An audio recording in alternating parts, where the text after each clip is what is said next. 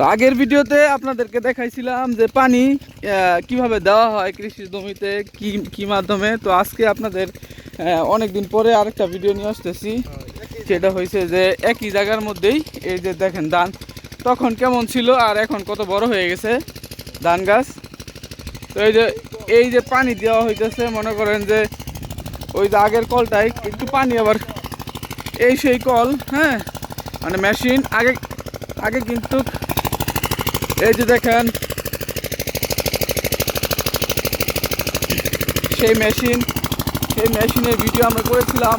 এখন পানি কত বাইরে গেছে, অনেক বাড়ছে পানি। এই যে মেশিন চলতেছে, এই যে পানি দেওয়া হইতেছে। আর এখানে এই যে পানি দেওয়ার যে মেশিনটা আগে কিন্তু পানি অনেক নিচে ছিল, আর এখন পানি কতটুকু উপরে উঠছে, ঠিক আছে, পানি অনেক উপরে উঠে গেছে। এই যে মেশিন চলতে আছে সকাল 5টা থেকে ভোর 5টা থেকে মেশিন চলতেছে। আজকে একটানা মেশিন চলতেছে, হ্যাঁ প্রচুর পানি উঠানো হয়েছে এখন পর্যন্ত সকাল থেকে ভোর 5টা থেকে। এই যে দেখেন এইটা পাইপের মাধ্যমে পানি দিতেছে।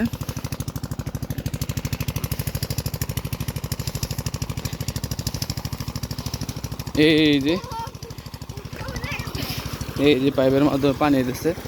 পানি দেখেন নদীর পানি কত কালচে হয়ে গেছে, মানে পানি খুবই ময়লা কেমিক্যালের কারণে। ওই যে মেশিন ফ্যাক্টরি শিল্পায়নের কারণে মনে করেন যে মেশিন ফ্যাক্টরির যে পানিগুলো আছে বর্জ্য, ওগুলো মনে করেন নদীর মধ্যে ছেড়ে দেওয়ার কারণে এখানে মনে করেন যে পানি কেমিক্যালের ময়লাগুলো পানি দিয়ে বইরে আছে। এই হচ্ছে অবস্থা। তো এই যে পানি দেওয়া হয়েছে সকাল 5টা থেকে, এই ক্ষেত বইরে গেছে। এই ক্ষেত ভরার পরে ওই ক্ষেতে আবার পানি দেওয়া হবে। ওই ক্ষেতও প্রায় মনে হয় অর্ধেকের বেশি পানি বইরে গেছে। তো এই আর কি অবস্থা।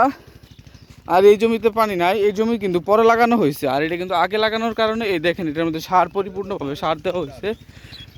1203 ধান এটা, হ্যাঁ দেখেন হাইব্রিড ধানটা এটা, ঠিক আছে। এই ধান কিন্তু অলরেডি মনে করেন প্রায় আর মনে হয় 1 মাসের মধ্যে ধানের ছড়া বের হয়ে যাবে আর কি, না 1 মাসের মধ্যে ইনশাল্লাহ বের হয়ে যাওয়ার সম্ভাবনা অনেক বেশি। অনেক কালো হয়ে গেছে, মানে সার পরিপুক্তভাবে পেয়েছে আর কি, ঠিক আছে।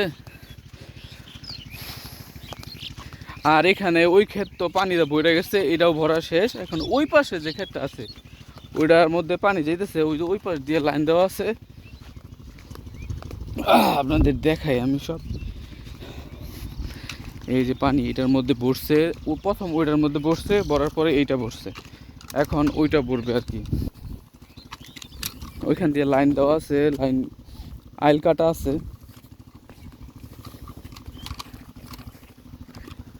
জমির মধ্যে যে দেখেন কাকতারুয়া দেওয়া হয় কেন, পাখি টাখি যেন বকটক যেন না আসে। নকল মানুষ কাকতারুয়া, পাখি বসা পরে জমির মধ্যে যে পোকা থাকে, পোকা থাকলে ওই পোকাগুলো কিন্তু পাখি খাওয়া বলে। এই যে এই জমির মধ্যে কিন্তু পানি কম আসছে, এটা কিন্তু আসতেছে পানি। তো খুব শীঘ্রই এখানে চলে আসবো পানি, মোটামুটি ভালোই আসছে, আরও আসবো। এই জমির মধ্যে পানি দিবা না, ফাড়াইলে কি ও এই যে এটার মধ্যে পানি এখন দেওয়া হইতেছে না, কারণ হচ্ছে যে এটার মধ্যে মাটিটা শক্ত হবে। শক্ত হইলে এই যে ধান গাছের যে গোড়াটা, এই গোড়াটা শক্ত হবে, শক্ত হইলে তারপরে পানি দেওয়া হবে না। শেষ এটা